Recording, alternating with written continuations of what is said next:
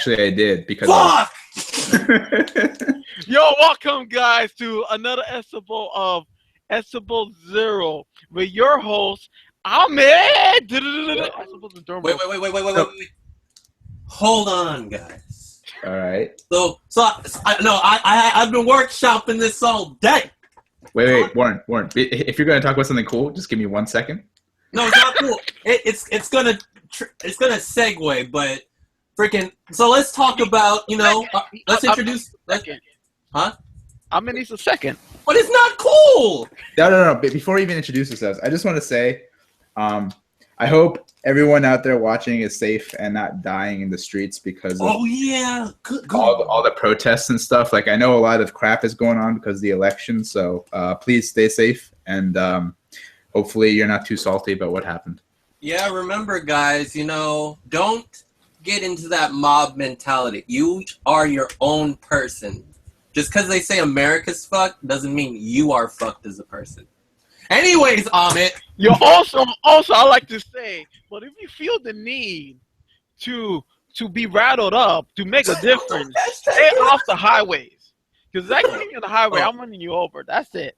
You guys could do whatever you want, but stay off the highways, man. That's not cool. Wait, Tony, you got your license?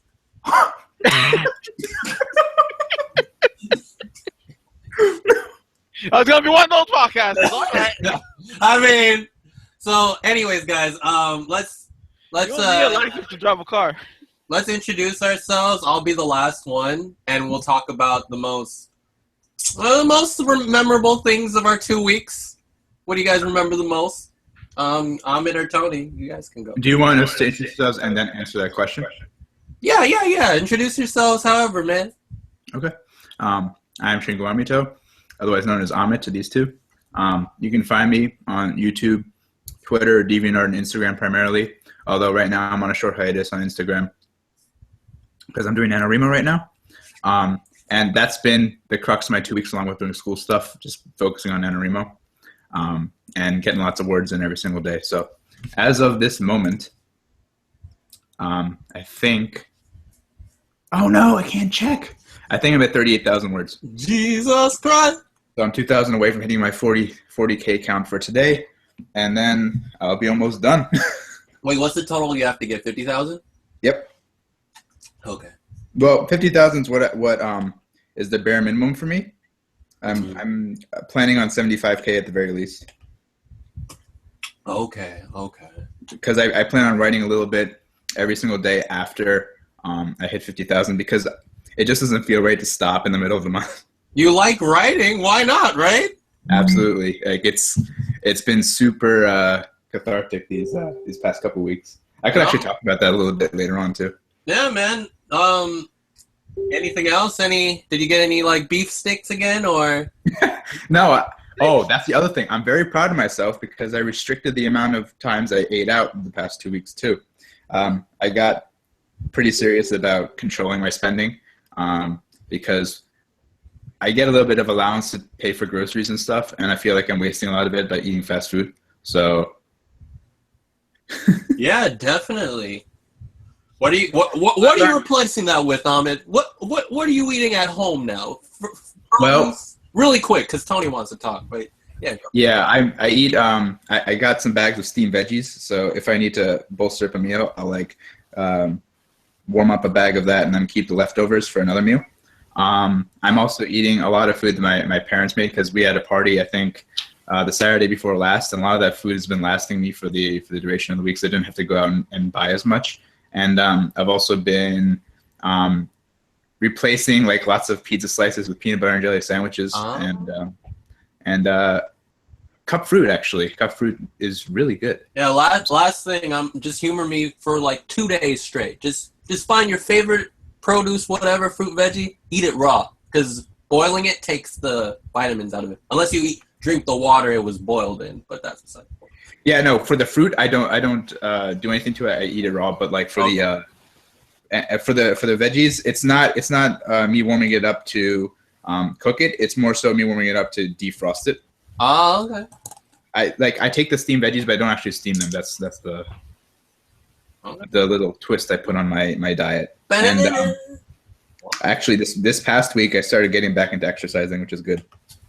Now you guys got to find an exercise that you want to, find bearable doing at a relatively good schedule. So The problem is, like, I found the two I really like doing. I like planking and I like squatting a lot. Mhm. But the thing is, like, when I enter periods of stress, like when there's a big test coming up or something, I tend to let it go because that test takes priority for me in my head.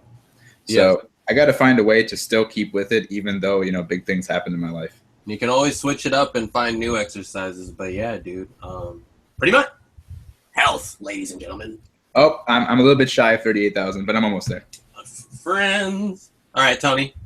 What is your routine, man? Every day? Your exercise routine. What are you actually doing? I'm curious. When I wake up, before I do anything, I do 3 planks, 3 reps of planks with increasing increments of seconds. So, like, for example, the first one will be 20, the second will be 25, and the last set will be 30. And then I do 3 sets of squats also in increments. So it'd be like 20 squats and then take like a 30-second break and then go in again, do another 25, and then again 30. And then after that, I make coffee for myself. And then after I'm done drinking the coffee, I go to the park and I walk for a solid hour or run, depending on how I'm feeling on that day. Okay. But it's usually like a power walk to a jog. Okay, this is my last thing. I'm sorry. I'm super anal about this. Okay, so you have a carpet or something, like a really nice, reliable thing that you can go stomach down on, like Yes. like a mat or something. Mm-hmm. So we call this in track the Superman. What you do is lay down flat on your stomach, and then you lift up any arm, right or left, one of your arms, and then you lift up the opposite leg. What that does is it strengthens and, gets overall flexibility in both sides of your back. So when you switch over and alternate, that your other side of your back balances out. So, yeah. But that's enough for me. So again, real quick. This isn't a health cast. Wait. You put your arm up and the opposite leg up, right? So if you, for example, you put your left arm up, you lift up your right leg up behind you, and then you go as high as you can for whatever makes you comfortable.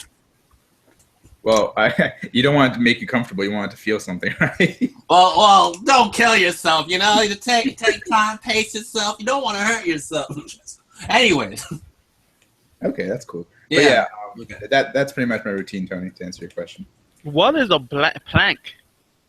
A plank is kind of assuming the push-up position and maintaining it for a period of seconds. It's not exactly push-up position because you're resting on your forearms, but you're holding the rest of your body up on your forearms. And so you just keep that push-up position for like a period of seconds, and then you just do multiple reps of that. Mm-hmm. Oh, that's boring. All right, man. That was anticlimactic. Standing still takes a lot of muscles, and that's the thing with yoga and everything, taking time and positions. It's a good workout. You don't have to do much. But yeah, Tony, kill that shit. Nah. I just been working on a project on, Okay, right. Keep that shit. Aside. Yo, those alcohol things were not a good idea right before this podcast. Oh God, what did you drink? Did you drink like Smirnoff or some shit, or did you go heavy? My sister had a birthday party earlier this year, and I drank the rest of the cocktail that I found in the refrigerator. Oh no! So all that I know, it was in a pickle jar, and it was blue, and it tasted like juice. So we're gonna call that drink the Donald Trump. Oh no!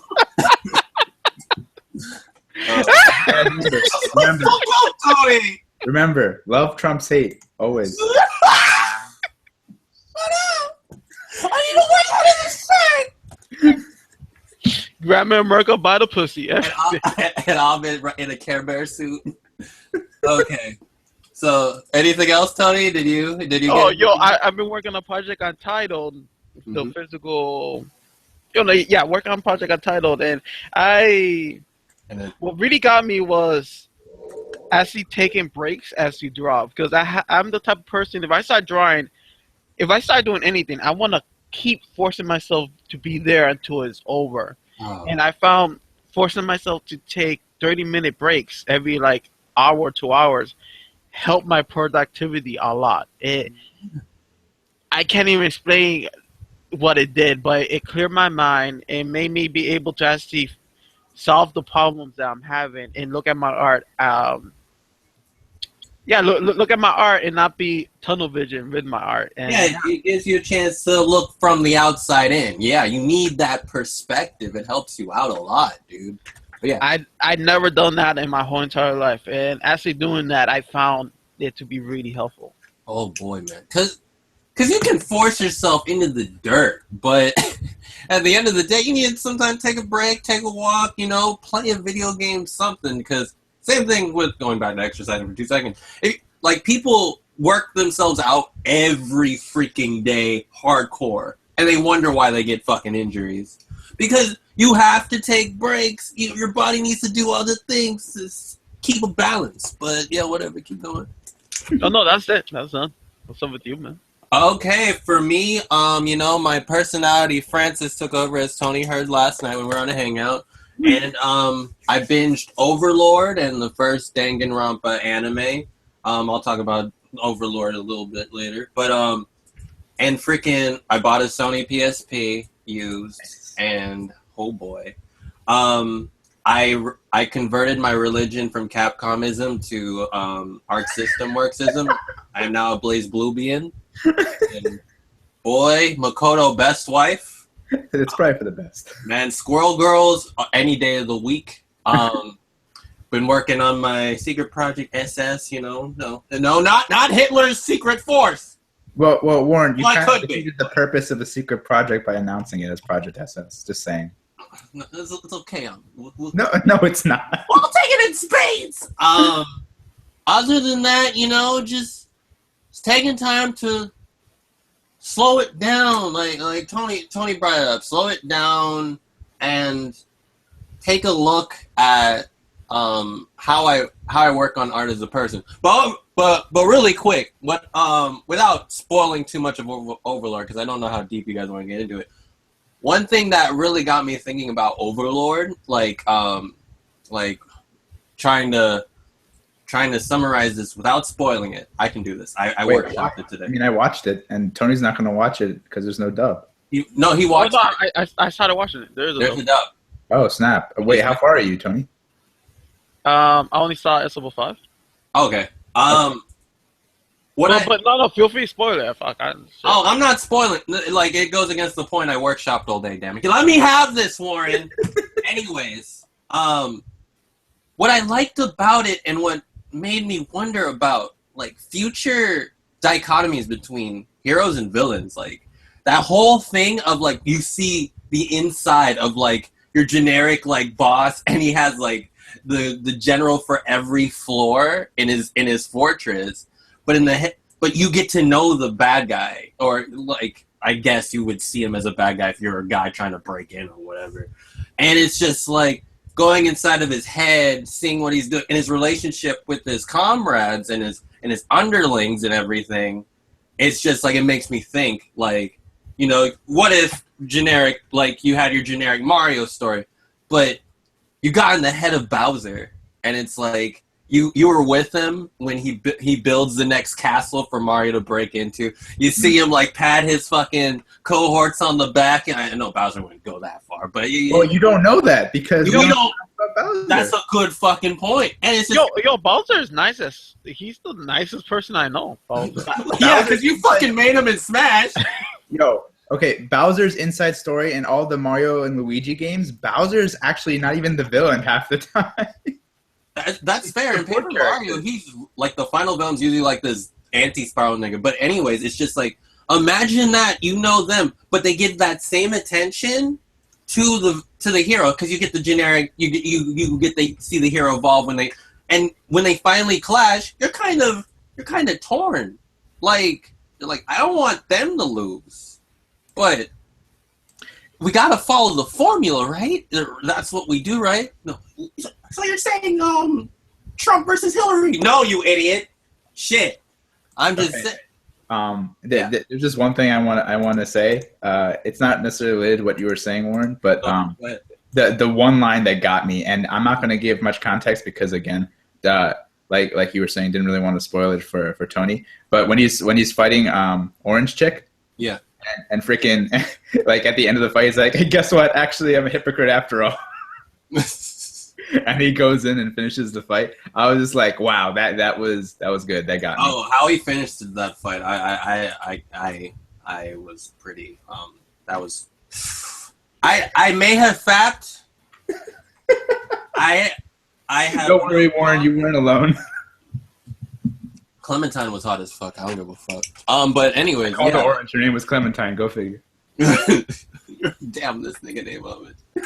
But yeah, it's just like, imagine that. And I'm trying to think of like, I don't know what the movie's name was called, but I think it was your kidnapping movie. A guy kidnapped a girl or something, and then they were building a relationship. He bought her ice cream, whatever, while her parents were looking for her, and then they were bonding, right? Eventually, the little girl was like warmed up to him and warned him about stuff. And then at the end, he got shot by police, whatever. And then you kind of feel bad because you saw him hang out with this girl this whole time, and all he wanted to do was earn a buck. And then you see freaking the girl goes back with her parents, and it's just like that kind of tear, because like that kind of goes back to what we were talking about. Like, you're not forcing your audience to think one way. You're giving them avenues to think so they can come back and look at it from another's perspective when they see it again. And yeah, I love stories like that. Yeah, the other thing, and pardon me for being cliche and whatnot, but I think the other thing that really stuck out to me, just from the get-go of the show, was the concept that the author might have been tackling racial themes as well. And like the interesting way he did it is that he gave all the main characters and support characters monstrous figures, but then gave them humanistic personalities. Yeah, to help us connect. And that goes back to your Bowser point earlier, right?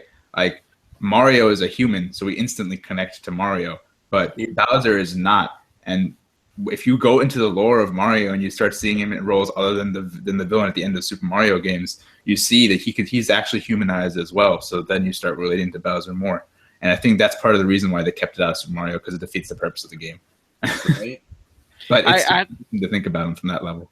I have to add to your conversations that I find it pretty interesting that they show the humans having fun doing what they're doing. And as you're going up and beyond the Call of Duty for selfish reasons.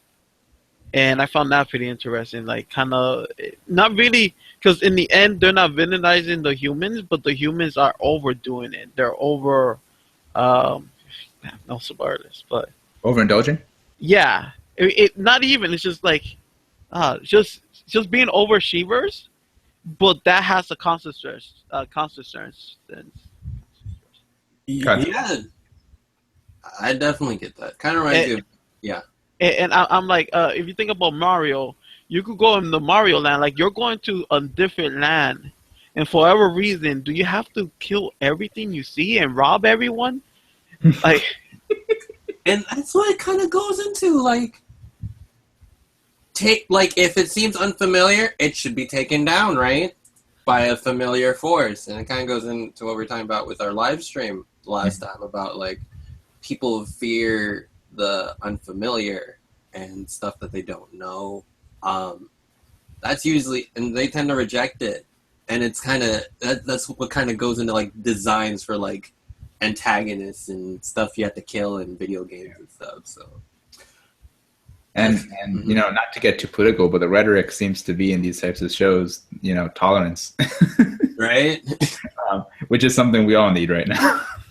It's something. I just don't want anybody standing on highways and burning flags. Wait, I mean, this is the stoic opposite of what your dogma for the past 3 months. You're calling for bloody revolution, and now you're like, all right, guys, calm down. Tony, I really don't want to get into a political argument right now, but it's not a political argument. It kind of is, because we're in a podcast. I mean, go at words in my mouth there, but it's okay. I am not putting you were okay. You know what? Okay, fine.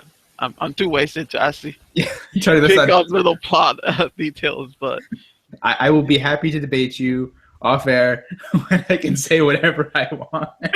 But yeah, oh man, yo, do you want to explain to us how you actually convince your? No, never mind. We'll talk about that after. Political. I will tell you that later, though. I know exactly what you're asking. dear God. So really quick back to Overlord. That's honestly kind of why I wanted to talk most about that whole like what if scenario if you knew the bad guy as well as the good guy. Mm-hmm. Which is why I kind of liked that dynamic in Spider-Man 3. People hate on that movie, but that part where they show Sandman is like, I know it's generic. My daughter's sick. But on the other hand, yo, you killed Ben Parker and like you killed my uncle and shit. Until they freaking were like, oh, I accidentally pulled the trigger. But that's besides the point. It was a good build up, but that's why I like the Armies of Black Goblin, Harry. yeah. That you see Harry throughout the whole series, and you see him. For his eyes, he sees Spider-Man just like a villain going around killing people and stuff like that. So that's why he's so passionate and so full of rage. Oh my God. It was a pretty sick, like, negative, I don't even want to call it triangle, because he got Eddie Brock fired. He was a rival at the Daily Bugle, turned to Venom, and then you got freaking between Peter and Sandman, which we mentioned, you got Green Goblin, and people will say there were too many villains in the movie just because Venom wasn't like 90s Venom. Like, looking back after I'm saying that, I'm like backpedaling, that's actually pretty solid. Like, as a movie, you don't get much of that. Like, usually just get one villain, and there you go. But, like, they had a whole trilogy to kind of build up this between them. I mean, Eddie Brock showed up in the last one, but whatever.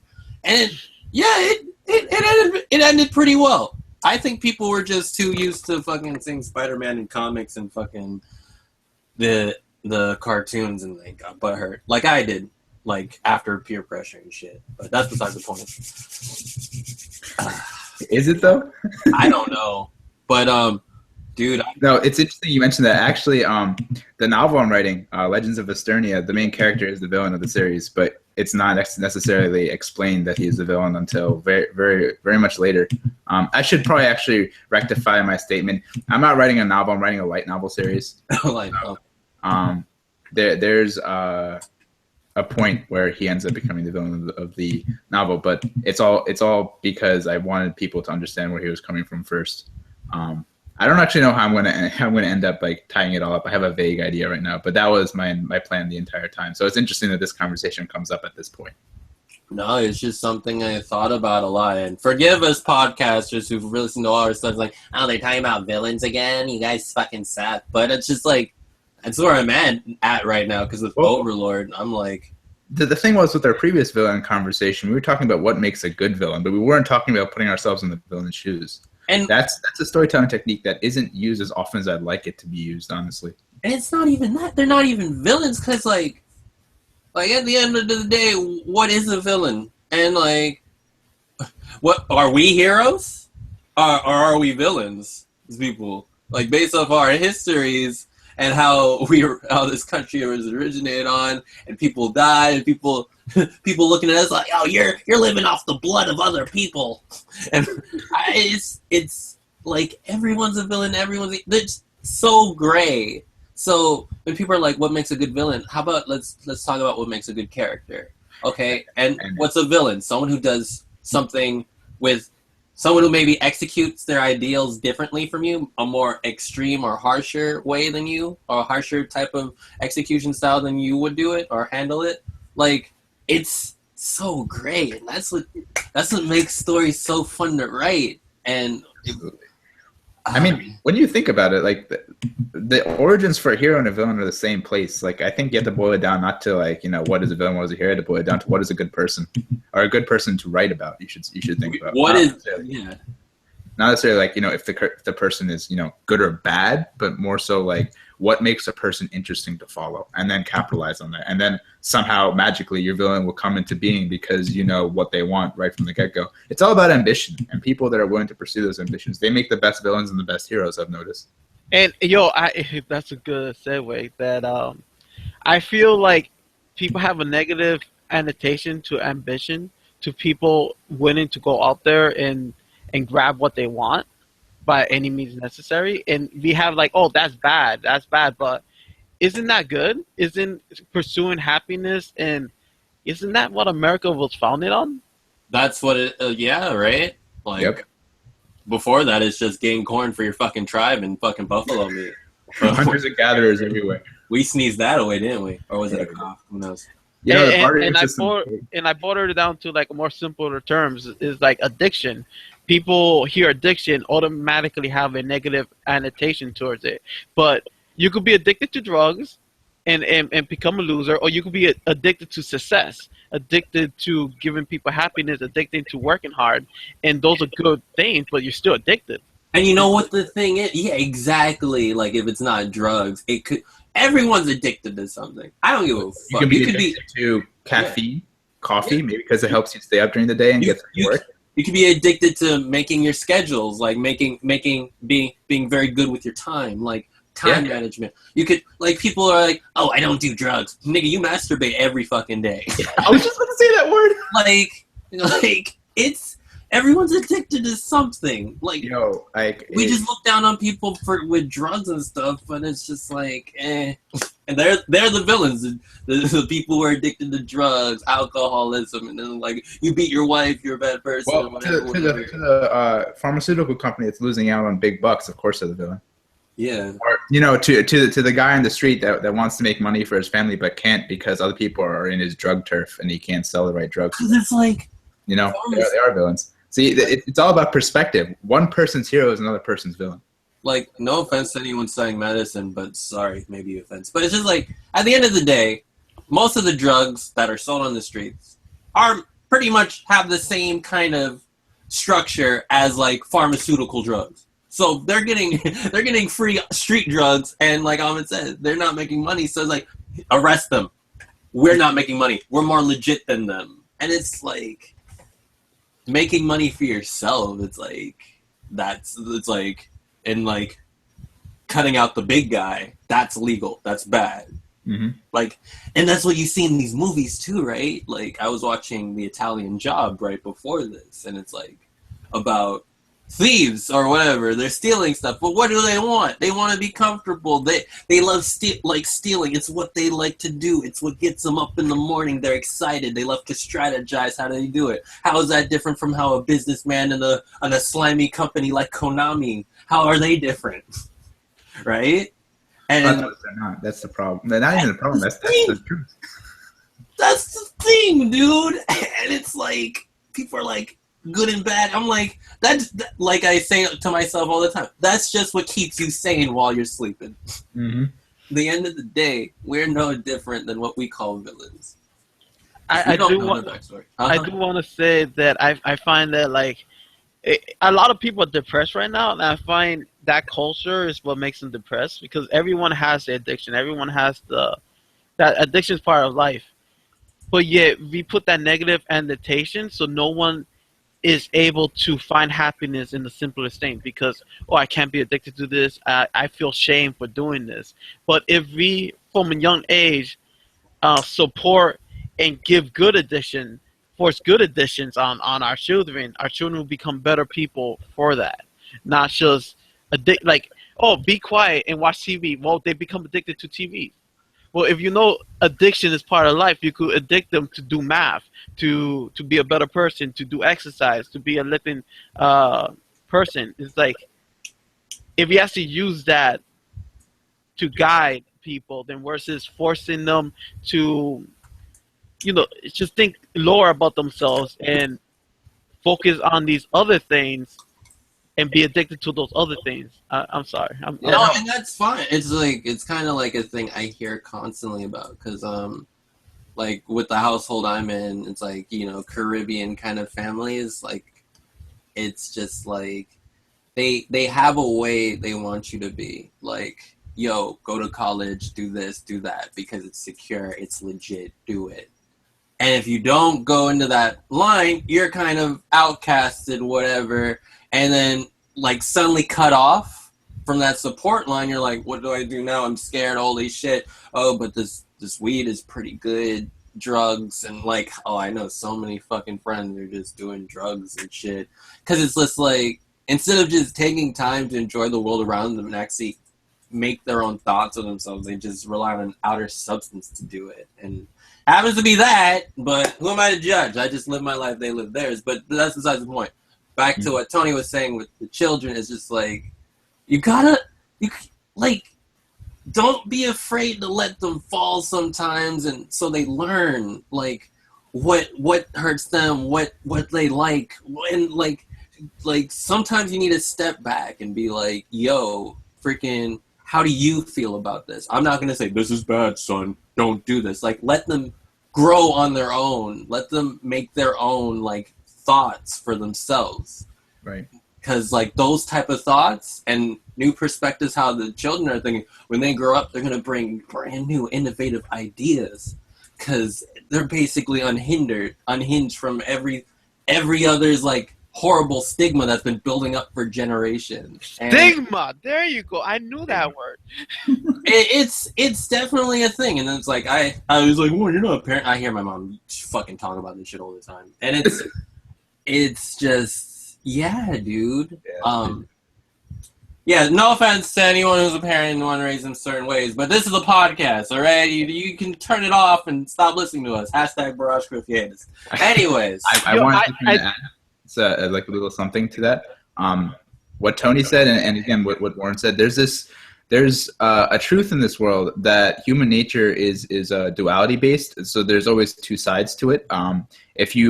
If you argue that, for example, a person, or it's in human nature to be selfish, you can also argue the reverse, that selfishness can be used for good, not just for bad, because selfishness has a negative connotation. And what Tony was saying, taking addiction and using it for a better purpose or for a higher purpose, a purpose to enrich the life of somebody else, it's a really powerful statement, because we can't refuse to look at ourselves and what we really are and then put it in context. Because, yeah, it might be true that you're a selfish person, but that doesn't mean you're a bad person. You can become a better person by realizing you're selfish and then utilizing that for a purpose that you believe in. That's the whole point of assessing yourself. Exactly. And we are joined by Jerry Wright, one hero. What's up, Jay? Long time no talk. Yo. Hello, everybody. How y'all doing tonight? Thanks for having me on. I appreciate it. I miss you guys. No problem, man. Good to have you. Jay, to put you up to speed, we're talking about the gray lines between what people think is good and what people think is bad, and how everything's just the same. But really quick, sorry, Amit. Would you like to introduce yourself, Jay? Talk about you know the most memorable thing in the past few weeks, whatever, anything that comes to your mind. Well, hello all. I'm Jerry Wright, aka One Hero. I'm the writer and creator of Infinite the Journey, which actually, I mean, if you want to talk about most recent events, it has reached the published status. It has been finally printed and put into book form. That happened about the end of August is when it was completed, and I finally got all the orders printed and shipped out. So that was probably the most memorable thing of 4 years and 7 months of hard work on and off, and losing artists and the whole shebang. I guess what it takes to be an independent publisher and creator. Yeah, absolutely. I actually got my copy, and I have to say, Jay, I'm very satisfied with it. Definitely. It is a testament to the energy and motivation and all your hard work that you put into it, because it is a beautiful product. I am actually very, very impressed. Oh man, that's 2 for 2. You and Leo, whew, I'm doing all right. Whoa, Leo, dang. Leo too. Oh my God! For context, everybody, Leo Nardo Massive works for Saturday AM. He's an artist, and he's currently wrapping up Volume 1 of his series Islanders. You can check it out at Saturday AM, and hopefully news of Volume 1 will come soon. I'm not exactly sure yet. They did project that they would be releasing Volume 1 by the end of the year, so I'm hoping that still goes through. Is that the thing, huh? Okay. Yep. Actually, I talked to Frederick, and he said that, I believe. Ah, all right. Look interesting. But yeah, more context. So Leo is the most critical person on this planet, and for Leo to say something is good is high praise indeed. Yeah, like with Leo, you start at -10. You have to work your way up. Like, Yeah, so I think I made it to 0.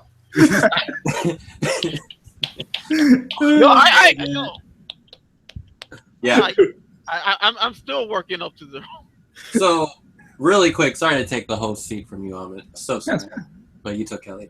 Anyways, so Jay, like a lot of people are listening to us, but a lot of people listen to you and everything, and like, you know, there's a lot of us, like people like us want to be part of stuff, and we all try to get into Saturday AM, showing our stuff on DeviantArt, Tapastic, and people try to go for this one goal that you've achieved. And how does it feel to get that physical book and just be able to put on your coffee table and read it, take it to the bathroom, have at it, read it? Like, how does that feel to actually be able to hold it and just like, man? I really don't even have any copy for myself. Like I literally ordered all the copies that I had, and I gave them or sold them. I sold them to the people that purchased them and the people that actually did. My father, I signed his. It really didn't hit me that the book was printed and done until I came home and he actually had the book in his hand and he was reading it at the dinner table.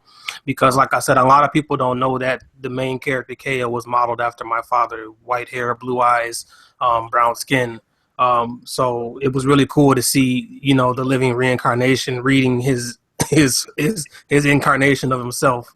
That's definitely an interesting way to put it. Yeah, I get. Yeah, so that was really a cool thing, and it may not be 100 copies that have been sold, but just to literally say I set out to do what I said I was going to do, despite how hard it was, and how many people that at the beginning told me how crazy I was.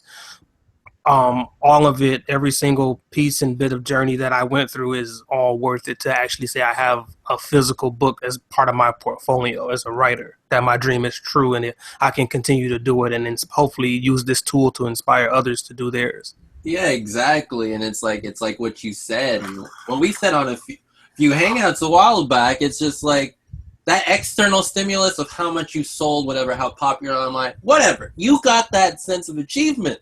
And that's definitely something to be happy about. You can look back on it. You got some tangible success right there. Anyways, who's got a question so I can make a next topic? Oh yeah, Tony.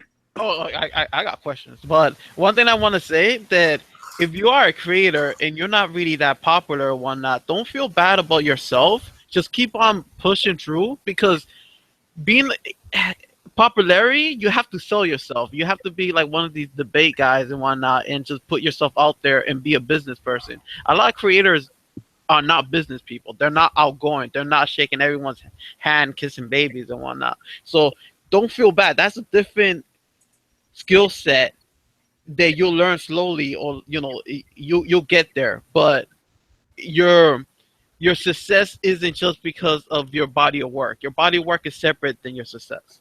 Absolutely. If you want to take, for an example, and for those people that, you know, think that creating involves you eventually get into the limelight, for people to either love you or hate you, George Lucas is a person who literally sold his entire film franchise or something he personally created because he was tired of the outside influence of people telling him what to create, when all at the end of the day, he made a story and a creation that was dear to him, that he enjoyed making.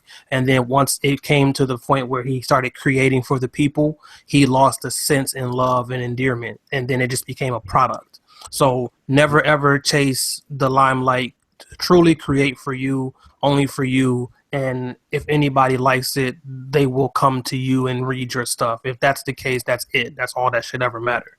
Yeah, exactly. Like everyone's kind of misled when they go to comic book stores and they see, like, for example, Dragon Ball, Akira Toriyama, like freaking One Punch Man, One and Yusuke Murata. And you see it, it's like, oh, these guys did everything. It's the reason why it's on this shelf right now. Not entirely. There's marketing teams, all advertisement teams, all that, editors, all that.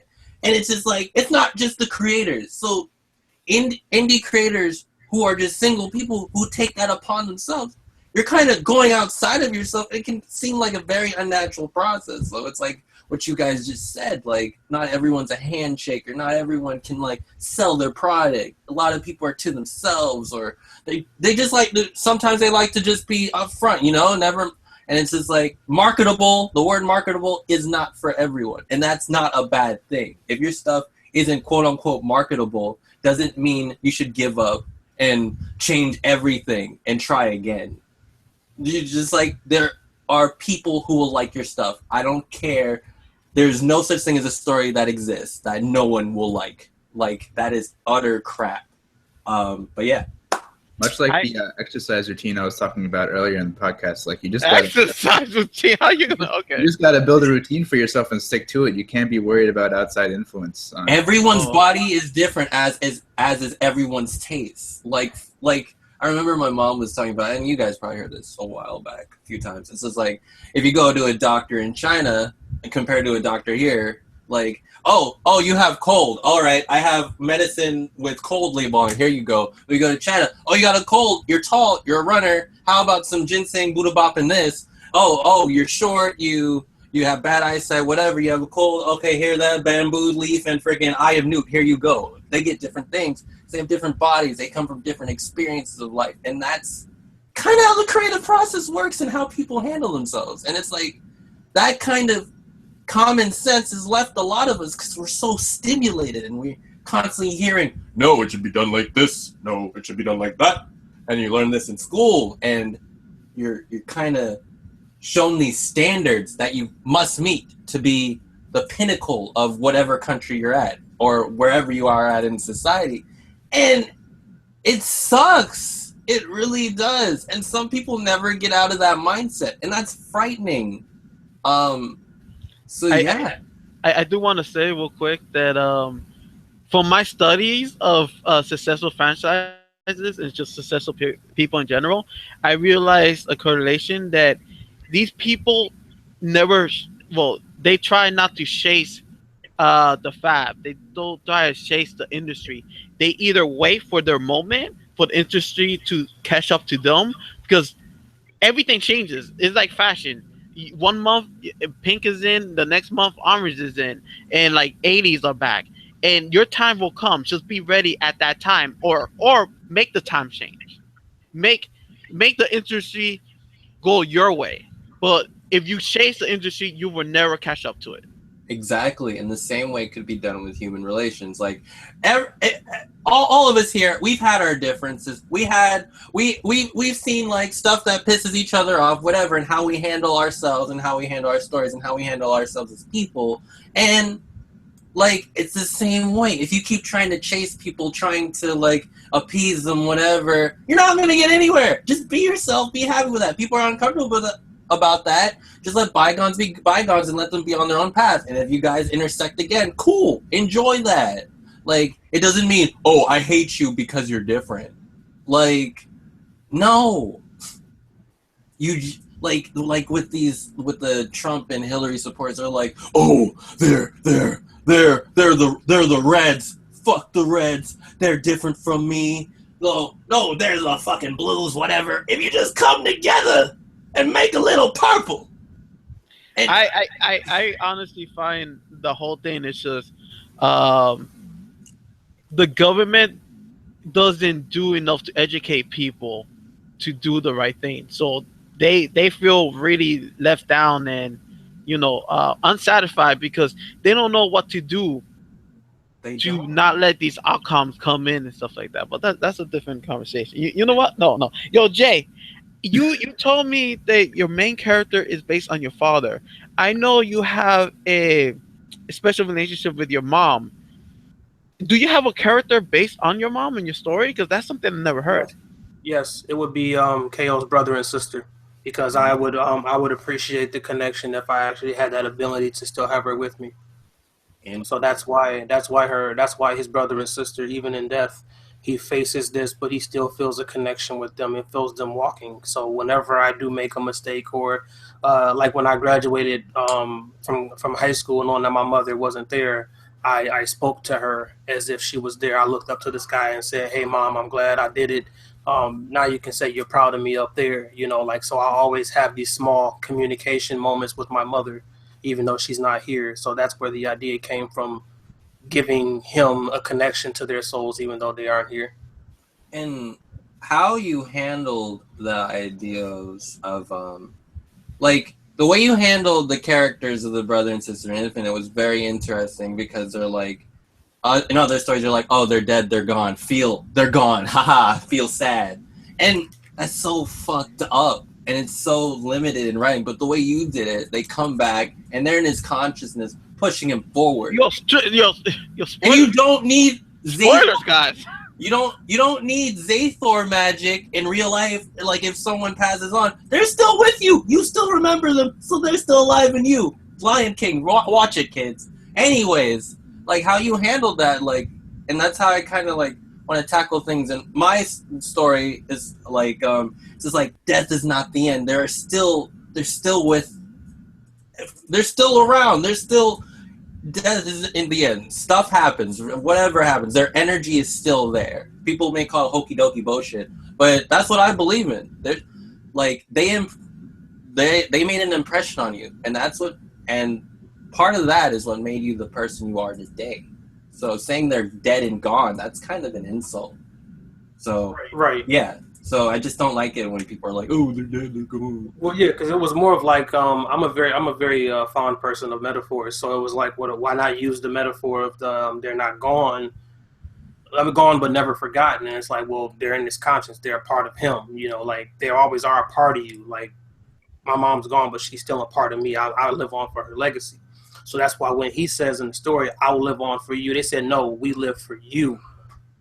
We live through you. Like, they like, basically, he's the living proof that his family is no failure, despite all of the obstacles that they overcame, and that he's the last of the Shinsei bloodline, I guess, if you will.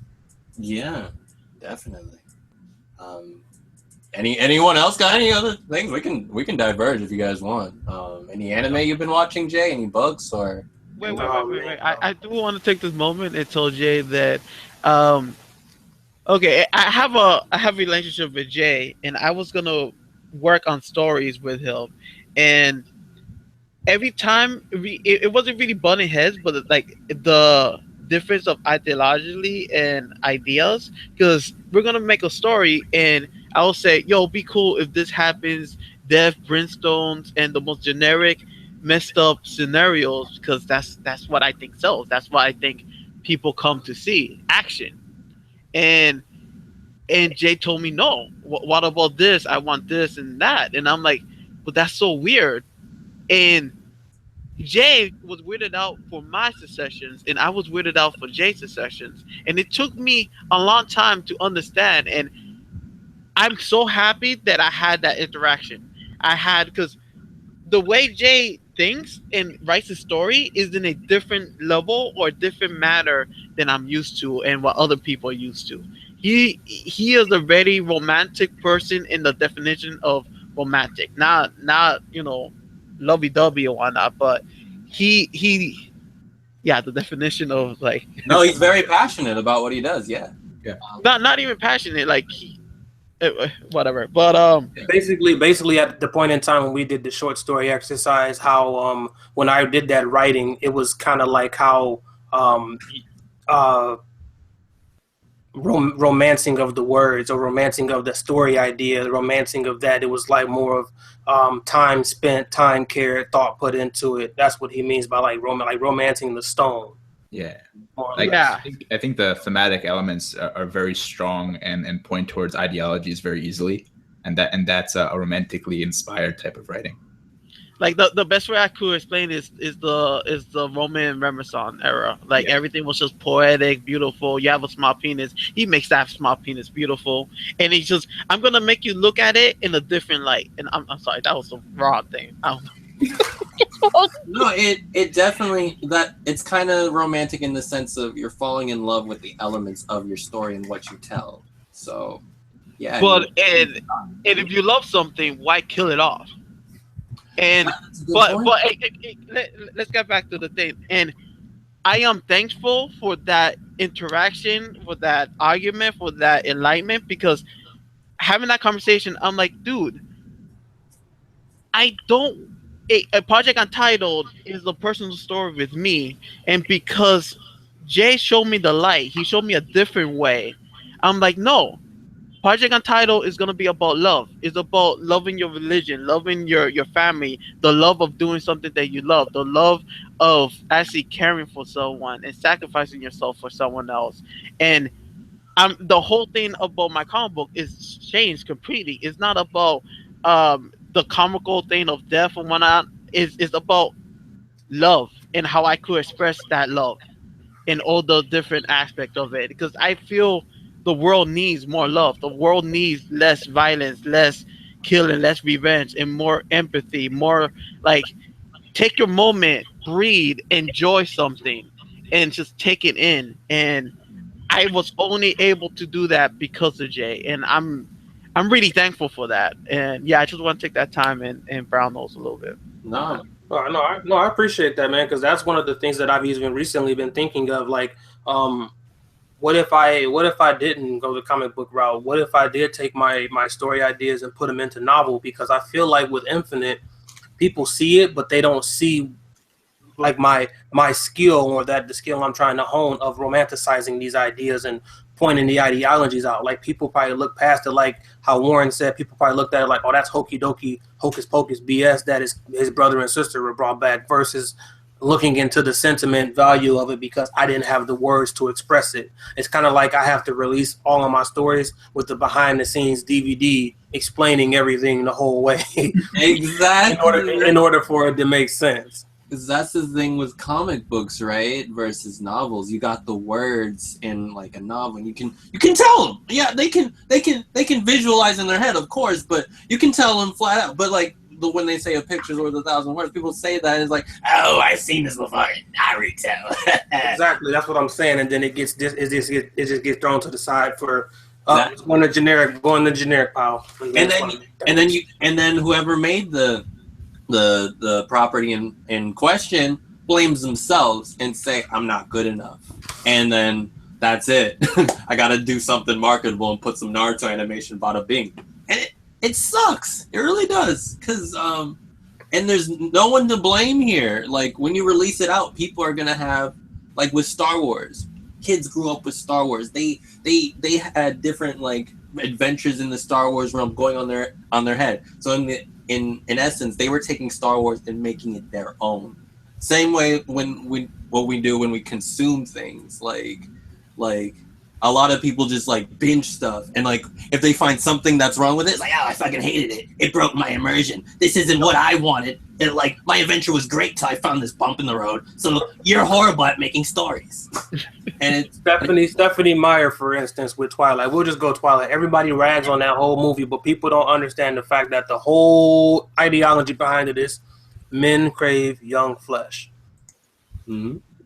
And people are like, what? What? Like, think about it. He's a 100-year-old vampire. He's a 100-year-old vampire in love with a young girl. And that was the ideology behind it. And everybody's like freaking out about it. Like, but don't nobody know that. Exactly. And like, I saw all of Twilight, and it's like in the end, oh freaking, I don't know if it's spoilers, but whatever. It did it again. Exactly. Yeah, the werewolf freaking Jacob falls in love with their freaking daughter. And he imprints on her. He imprinted on her. And then people just ignore that and say, oh, it's just some fucking Barbie fashion romantic bullshit. Like, they did way better in fucking Titanic. I'm like, what the fuck? Like, okay, yes, they share similarities in the way the person like did the slow pan around them for the kissing scene. But they could have watched Titanic and got that inspiration from that. But that's where how the story's written. That's a whole different story. Like, yep. And then we just blame people. Oh, Stephanie Meyer is trash because this reminds me of that, but it's not as good. And I mean, if she was trash, the book wouldn't have sold. Exactly. My point exactly. Connected with it, and that's all that matters. People gonna hate on it because they're not into that type of shit, or they think, oh, girls are freaking objectified in here. So that's them. They can go freaking play Call of Duty and shoot niggas up and say, oh, I believe in peace. I don't like shooting guns, but you kill niggas in fucking online. But that's besides the point. There's no ideologies or no messages in any Marvel movie. They're all straightforward, action-packed, dumbfounded fun because people love that type of stuff. But then DC goes, let's make it to where Superman is similar to being the return of the Trinity or something holy, and people are like, oh, that's stupid. It's like, oh, I'm sorry, you want to drink from the Kool-Aid of the dumb tree, but when somebody gets actually get some ideology behind it, you're like, oh, boo. But then the new Triple X with Vin Diesel's coming out, and everybody's like, yeah. And it's like, what is it about? What is it? What meaning does it have? Nothing. Okay, cool. You watch The Walking Dead for the gore and the death, not for the message that people are messed up and will do messed up things, and no matter the situation, and trying to struggle for you keeping sake of your own humanity. That's what The Walking Dead is about. Yes, it's about struggling for your humanity, to keep your humanity intact when you go into a desperate situation like that, you being backed into the corner. I didn't think about it like that. Of course you didn't. It does. It sucks. I'm sorry. I don't want to fuck up the director's name who did Sucker Punch and Batman vs Superman. Scott Snyder. Zack Snyder. Okay, sorry. Anyway, like when I was young and I saw Sucker Punch, prime example. I'm glad you're going to Sucker Punch. When I saw Sucker Punch's trailer, I saw schoolgirl pigtails fighting a samurai shogun nigga on fire. I was hooked. And when I saw the movie, I was like, wait, they're here already? Why is it done already? Fuck this movie. But when I saw it again, and when I hear from Tony later, and we talked about it, and like I remembered when I was watching it with my ex-girlfriend at the time, and it's just like the way she was dancing and the inner messages of everything about it, and like there was so much stuff. It was so meta, and people hated on it because they just wanted to eat their popcorn to mindless action for an hour and a half.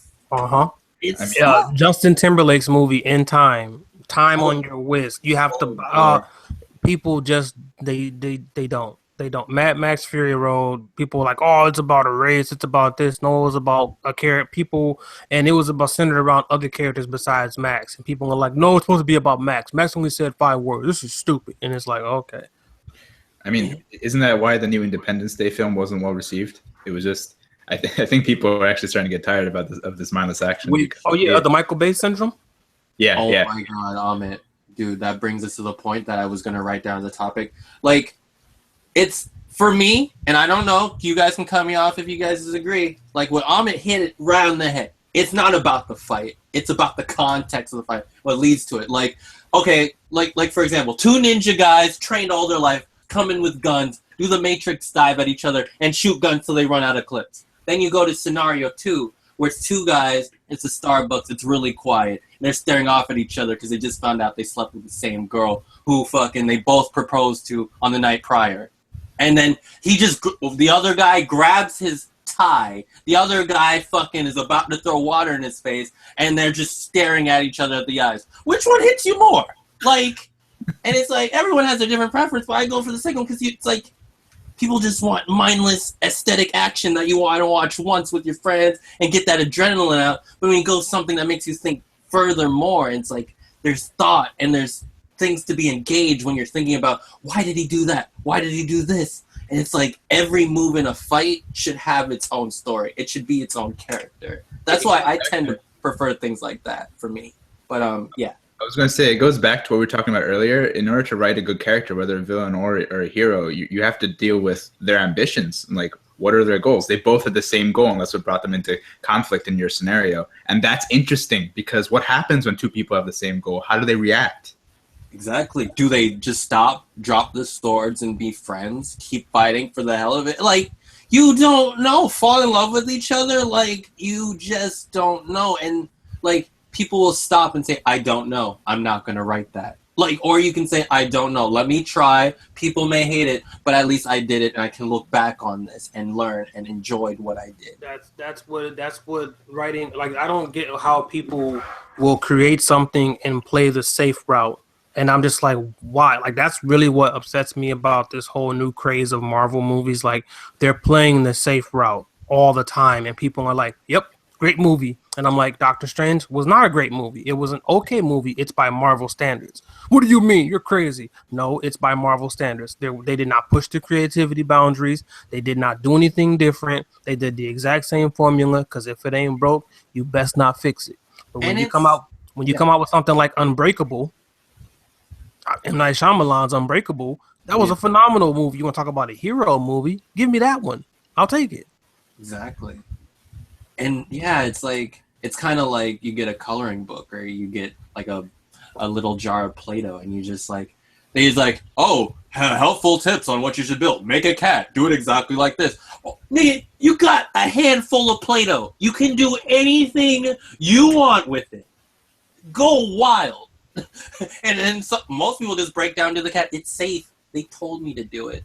I think Mom would be proud if I do what the actual people who made Lego, like freaking Play-Doh, told me to do. It's like, no, do whatever you want. And like, which comes back to superhero movies and all of that. If like the superhero movie is just basically one coloring book. If you see one color outside of the lines, one little thing that's not in the uniform like overall like structure, people flip. Oh, Spider-Man's costume is not that tint of red. Fuck this movie. And it's I'm done. You're cutting me deep, boy. It's like directors are freaking at gunpoint because they don't know what to do, and I can see why people like get so mad and like it sucks, dude. Like we were talking about Spider-Man 3 earlier, and it's just like, oh, Venom's not this hulking monster. What the fuck? This movie's trash. Oh my god. What do you mean Harry Osborn died? Trash, trash, trash. And it's like, really? Some guy created something. Can you let him be proud of creating? And can you just let the people enjoy it, be happy? And it's like, it's become a very negative metagame making movies based off of things. My heart goes out to people who make it. I may be disappointed with some movies, but maybe it wasn't for me. But it's just like, they're brave to be doing that. Maybe paying the bills would help and they can sleep at night because of that shit, but that's besides the point. Yeah. Yo, but like kind of railing the conversation a little bit. Yo, Jay. Your journey on actually printing the book, how was that? Like, is there any pitfalls, anything you want to tell the people? I just want to know more about that. Like,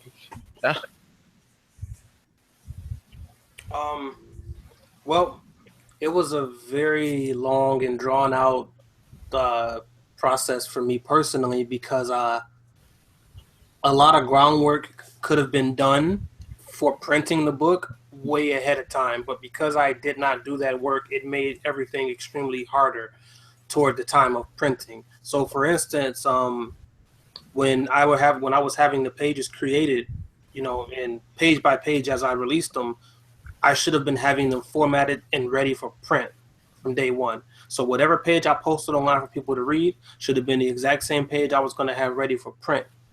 So because I had 0 pages ready for print, I had to go back through, grab templates, and then format each page to fit into a template. Then once I figured out that I was doing that wrong, I had to learn how to actually format a page per the template that was necessary for the book. Then that went into single pages, and that went into actual, like even the double spread pages. So it was really more of a trying experience, but it was more of a great learning experience. The same thing with shipping. When they went to printing the book, it was more about making sure you had the files correctly, that you had the pages formatted correctly, and that you had them saved in the correct file type for the printer. Some printers use different file types. So you got to have this printer. Some printers may use JPEGs. Some printers may use the TIFF file, TIFF. Some may use PNG because they print them differently. So you have to. It really depends on what printer you go with. Yep. How was dealing with the printer? Was it scary? Because I would imagine it to be so anxiety ridden and so scary talking to a guy. It was. You know what? The crazy part is, I went through Kablam Printing, who is actually in Florida. Lucky you, Warren. They don't really talk vocally. The most stressful part about printing with them is that you have to do everything via message. So I have to send a message and then wait for a reply, which may come an hour later, may come 30 minutes later, it may come the next day. So that was probably the most stressful thing about that, which made me realize that when you're going to go with a printer, the more money you're going to pay to have a book printed is where the better the service will get. So you do get what you pay for. If you want to go with somebody like Print Ninja, they're going to give you all of this long, drawn-out red carpet of a service, but you're going to look like Edward Albrecht's little brother when you're done. You're going to be selling your whole body to get the thing printed unless you have the money supported to do so. Yeah. So that was probably the most stressful thing, is that I had lack of a communication, so I had to do a lot of the research on my end. And plus, it was a lot of trial and error. Okay, all the files are uploaded now. Here you go. You need to fix this one, fix that one, and change that, and then change this, and make sure the font's not out of this one. Shit. So now I got to go back in, fix those, switch those around. And it was basically, that was the most trying thing, was that I had to go through trial and error of what to do, what not to do. But once you get it down packed and you get it done after the first, 100 failures, you kind of get on the right path. Yeah. Boy, that formatting game is not fun. Hashtag Barrage. Oh boy. But with Rebirth, as I'm doing that one, what I've learned is that whoever is the letterer of the comic book should be the one to do it. If not, if you're a writer and you're working with the artist, it is the artist's responsibility to have them formatted for you. I did not know that was even a possibility. I thought that was something that was taken upon myself. But in reality, with the new one, the letterer has taken upon himself to format the pages because he formats them for print. Okay. And I didn't know. I was like, oh, well, now I know that, thank goodness, when Rebirth comes out, I don't have to worry about it. It's already done. Okay. So again, you get what you pay for. But one quick Rebirth question, Jan. I was really curious when I first saw it. You could have had it from day one, and I would have known. But you added a little sub name to Rebirth. It was Latin, I think. So what led you to do that? The anima, Soul of Fire, because the story came to a point where I'm like, okay, the question generated of how far would you go to save the one that you love? Yeah. So then the next action followed up that she literally goes into the fire, and that's basically meaning that she's going into the obstacle head on. So it was more, again, another metaphor. It's like into the fire. So she's actually going into the fire with her soul to retrieve another. So that's where the name came from. Okay. Because I was like, I just saw it one day. I was like, huh, interesting. Yeah, because what happened really is that, like, if people go to try to Google it or whatever and they type in Rebirth, they're gonna have to look through a bunch of DC stuff before they find my story. So thanks, DC, you jerks. So now, with Rebirth, Ignis de Anima, I figured that would work. And plus, for the fact that Yesenia is Spanish, and that the Latin words are a dead language since she's going into the afterlife. Yeah, that's a fair one. Yeah. Dang, that's Did Dante's Inferno use Latin? I never played it, so I could be bullshitting. The game? Yeah, the game. Oh, I thought you were talking about the book, because I read the book. Like I thought like signs and shit. No, forget it. I never mind. But yeah, Tony, you got any more queries or Ahmed? Actually, I wanted to let you guys know we're pretty much up with the hour mark, so we can set sail anytime. If you want to give closing remarks, ask a few questions, now is the time. Closing questions. Yo, we've been doing long podcasts. No, I got words to write for Nano. I can't spend too much time here. All right. No, for Nano, yo, guys, remember, it's Ahmed and Nano. It's addiction. It's not a happy thing, man. It's not. Actually, it's a beautiful thing. They're going friendships. Ahmed addicted to consistency. Oh, that should pretty much. But yeah, anything else, or are we doing things, or? Yo, Ahmed. I mean, Jay. Have you learned Jay from that? What? It seemed that you finished the book and the experience that you went through to actually get to your point. As a person, have you changed? And yes, how did you change? How are you different from the person you were before? If that is a thing. I don't know if it was more of a humbling situation, but I want to personally say that with being in silence and solitude, trying to finish the book. A lot of things came into reality with the fact that I really feel like I messed up with Infinite because I let outside influence of things that I liked change it into what it was. So if I were to say one thing that changed about me once the book was done was I was able to look back at it and being proud, but to know that that was only me scratching the surface of what I could do, and that I looked at that book like that was 4 years and 7 months of trial and error and learning. I didn't lose anything. I felt like I had messed up with Infinite, but I said this is a very valuable lesson for me. Oh yeah. To know that I could have probably had a Kickstarter done correctly if I just finished the first chapter and shopped it around everybody and then took it to conventions and stuff. So if I had not followed through with that book, I would not be fully and mentally prepared to take on the career of a creator independently. So that book was my transformation or my rebirth, if you will. Yeah, definitely. Like I was talking to Tony last night, it's just about there's a difference when you're in the concept phase and when you're actually executing your story, and then when you actually see it when it's done, it's just like, man, I really like Dragon Ball Z back then.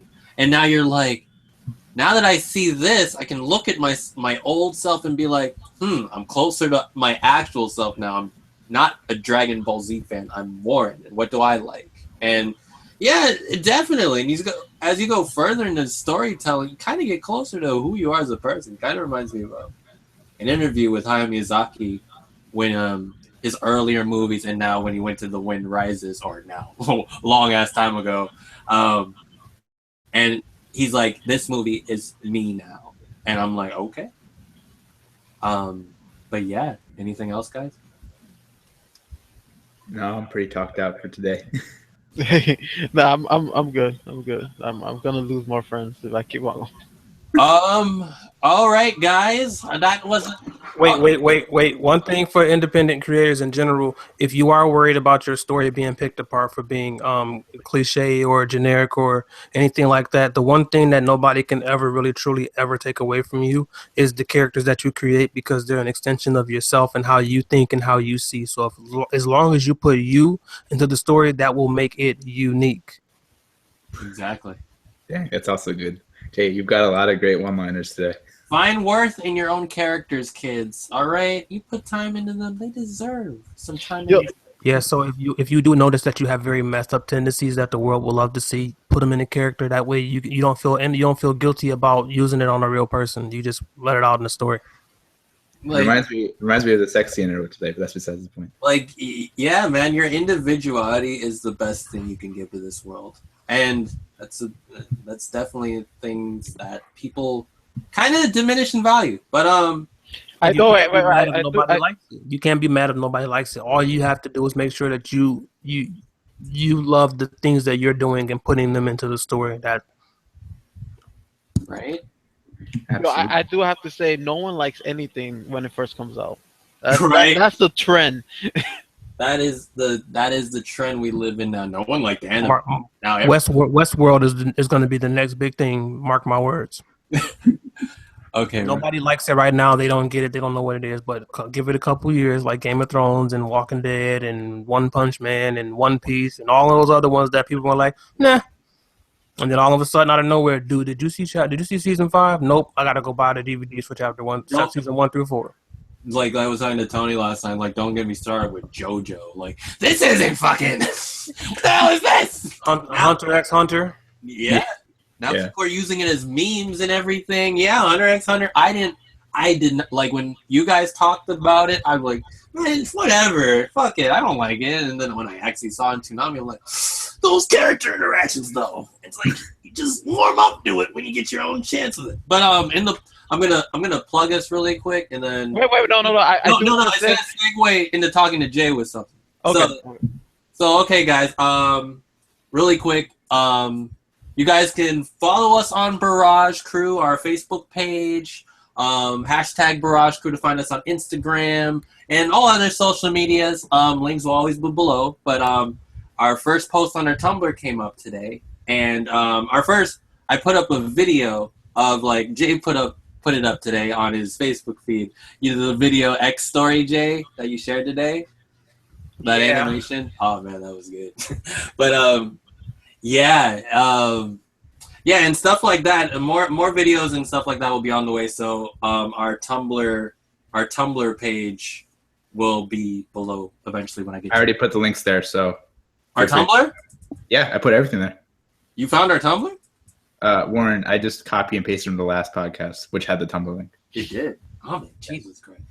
But yeah, dude. Pretty much.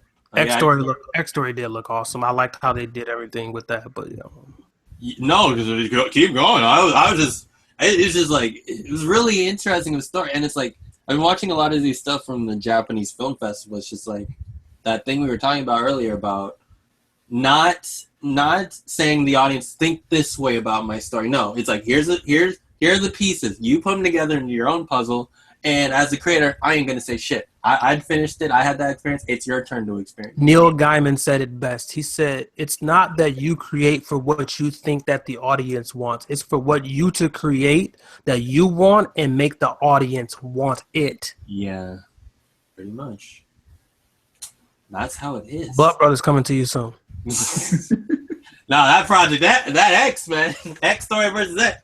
Spectacular G coming to you soon. Brothers in Blood is canned forever. Just letting you know. I'm not going to be going forward with that story. Oh my god! I've already incorporated everything I did for that into my novel for NaNoWriMo anyway. So. I do want to say when Ahmed Oshingo said to Jay that he has a lot of one-liners, I'm like, Jay been putting in a lot of work. He's been doing flights every other day, I think.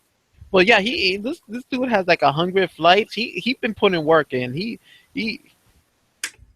been practicing, man. He's ready for the Olympics. The Creator Olympics. So Jay, where can they find you?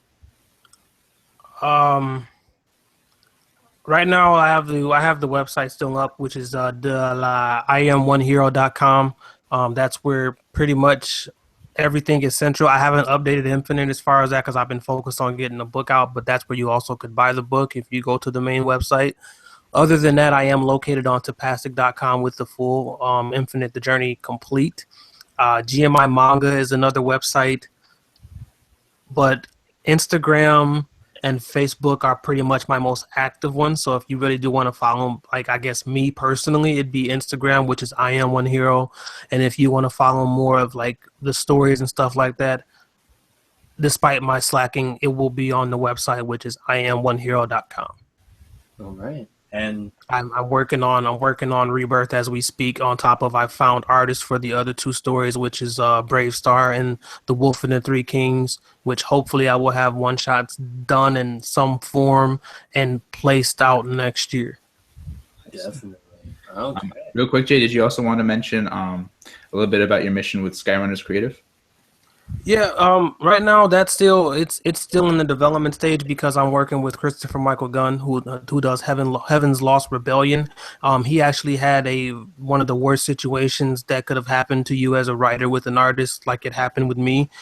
His artist up and quit on him out of nowhere. So he has been scrambling and trying to find another artist to pick up where the other artist just left off, just took his money, disappeared, and was never to be seen again. So we don't know if it was accidental or we don't know if it was purposeful. So we've been scrambling trying to find him another artist, but in the meantime, he's working on Tumbleweed Vagrant. That's going to be his next story. So that's why we kind of put the hold on it for as far as Skyrunner goes. It's really just a creative label.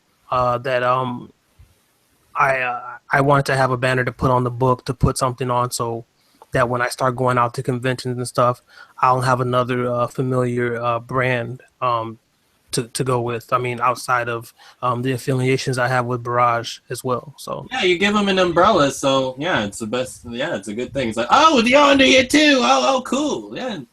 Yeah, because at the end of the day, that there is no warring amongst brands, or there's no indifferences between brands, or more or less, it's just about branching out to try to give another umbrella to creators, because a lot of people in the independent industry become too indie and not realize that, hey, you're walking along this road with other people. Exactly, and it's kind of got me like I'm not the most like avid person towards these trends like NaNoWriMo and Inktober, but one thing I do appreciate it about it is when you click on the tags, you can see all different kinds of artists who put the tags on it, and that's cool. You got a little quick buffet and a little quick area that you can go here, all under one umbrella. So that's one thing I do appreciate about it.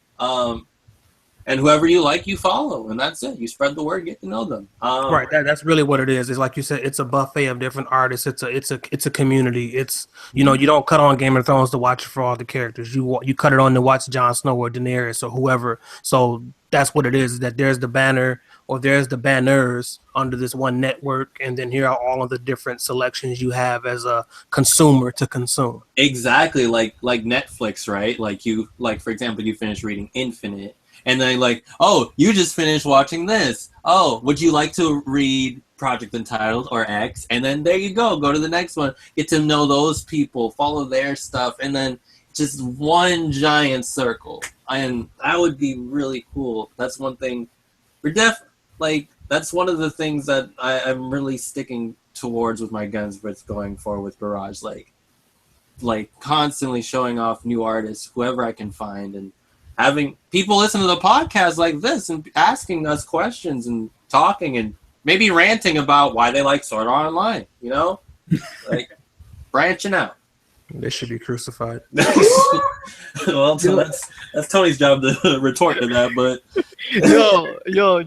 yo, Jay, I do want to ask you the last personal question, and you feel free to be honest.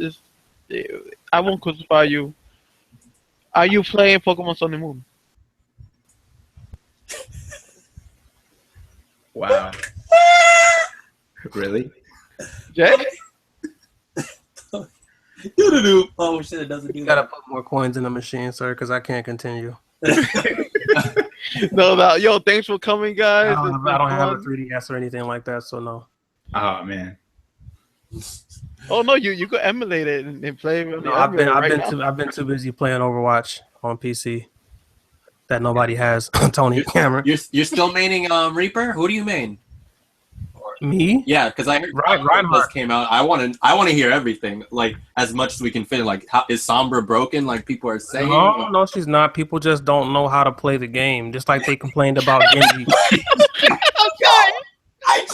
That's the podcast title. Yeah, keep going, Jay. Sorry. Yeah, they said that Genji was broken because of the fact that if you can't play as him, it's like if you can't beat him, then you don't want to join him. So everybody complained about Genji being overpowered. He's a cyber samurai with a sword. When he gets his ultimate, you get out the way or you get behind somebody. You don't go out there like, oh, I can take him, and then he cuts you into pieces and get mad. Like people were just they complain because they don't have the skill to combat the people that are good with certain characters. Like I can play Reinhardt on any day, any level, and beat anybody with whoever they have. It's just how you play the game. And people are trying to solo the game like it's Call of Duty. You don't have a computer jet sitting over your head picking off the enemies for you, giving you baby food. You got to do everything yourself, and you have to work as a team. That's what the whole game is about. Exactly. It's kind of like with Akuma and Tekken. A lot of Tekken players never played Street Fighter before. So when they go against Akuma and get bodied, they just say, oh, he's broken. Yeah. Block a Shoryuken for fuck's sake. Oh man, playing the old Street Fighter against the god, that was cheap, man. No, so all you had to do was make sure you blocked the tiger uppercut. No. Street Fighter 2 Sagat, he's a god. Never mind. He was made, bro. Go play Mortal Kombat and fight Shao Kahn, and then talk to me. Dude, I'll take Shao Kahn any day. Shao Kahn, you should jump kick. Shao Kahn is about the equivalent of an angry Amin who has to write NaNoWriMo when he can't do it because he's on the podcast. So Jay, really quick, because like you make this podcast pretty well rounded. Let's talk about video games you're excited for coming out. Final Fantasy 15's coming out. PS4 Pro's coming out this week. What are you looking for? What's on your wish list? Or you probably already have it or just bought it. Wait. Do you think VR is the future or not? VR is going to be the future for as long as people buy into it. If people realize that they're gonna have to actually run and jump and do everything for Call of Duty, they're not gonna buy it. If they keep bringing out the Batman games that are just like completely broken and not actually immersive, then they're not gonna buy it. So as of right now, the only people that are selling the VR are YouTubers because they get on there and they show how they react to it. But nobody's gonna spend $400 on $500 on the system, another $350 on the freaking VR headset, and then spend games. You thought the PlayStation Move was going to do well, and you thought the Kinect was going to do well for Xbox One, and so if people couldn't even want to move their body, and they always told us as kids to not sit so close to the TV screen, I don't think anybody's going to buy the VR and put a TV screen close to their face anyway. So. You need to invent the Nerf gear from Sword Art. Then we're talking. It's gonna be short lived. It'd probably be cool. It would probably have been cool back when 3D was popular if they brought out the VR, but they waited too long. It's long past. Mm-hmm. Yeah, they're gonna need a higher stage. If they put Snapchat in the VR, it might work. Yo, stop! I can't. 360-degree Snapchat. It's too deep for me right now. I can't do this right now. What games are you more interested in? Honestly, the only game the PS4 Pro I've considered buying because I wanted to buy one, but my girlfriend actually wants a PlayStation. She doesn't like Xbox. That hurts. But and then Final Fantasy. Yeah. Other than that, honestly, like I'm really just been playing Overwatch. I played Battlefield. I bought it like a sucker, and then I got destroyed a couple times and went back to Battlefield 1. I mean, not Battlefield 1. I went back to Overwatch, but that's literally the game I've been playing the most is Overwatch. I'm in love with the lure. I'm in love with the characters. I'm in love with the world. I really wish Blizzard you'd make it into a Disney Pixar type movie instead of being jerks and giving them the animated shorts. Just make it a show or a movie, and I'll be good. All right. Fucking pretty much, guys. Yo, I laugh. It goes back to the conversation we were having earlier. Okay, the latest Overwatch character, the Spanish girl, Sombra.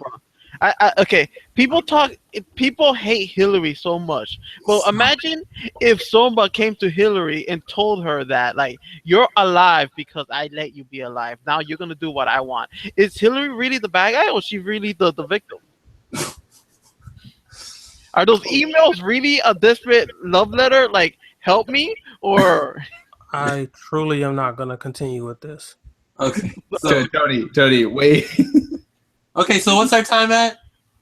We're an hour and 45. Can we? Jesus! Anyways, all right, let's. Yo, we got 20 minutes. We could make this 2 hours. Tony, I have to write. I'm tired of your crap right now. So, okay, anyways, let me give you a rundown of the schedule, guys. All right, this is episode 27? Yeah. Really? Yep, 27. So after this, we have 3 more. So, with we're miscounting. How do we have 3 more? We should have 4 more. Well, after this one. Oh wait, Thanksgiving's early. Yeah, you're right. Yeah. So guys, what we're gonna do? I have Thanksgiving plans, so I might not be able to make it. So we're gonna try to maybe expect the podcast maybe coming next week, this week, whenever. We'll try. We're gonna workshop it. Yeah, what Ahmed said, next Thursday.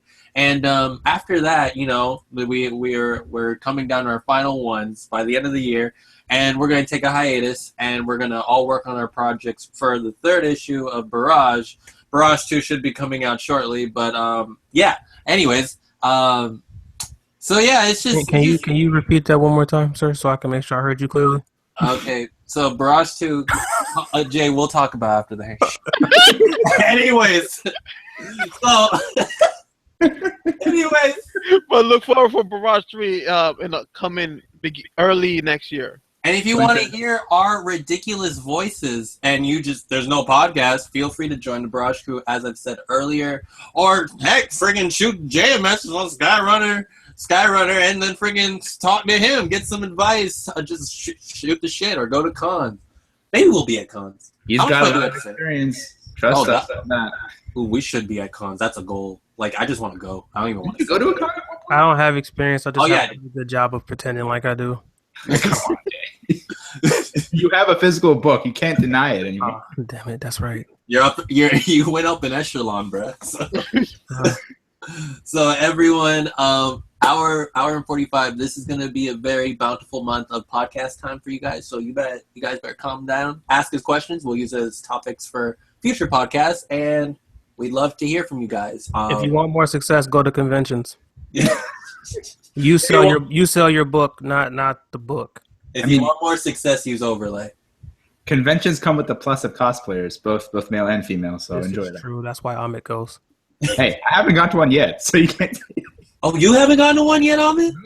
I'm still. I went to one. Oh, you did, didn't you? Yeah. Well, how was that?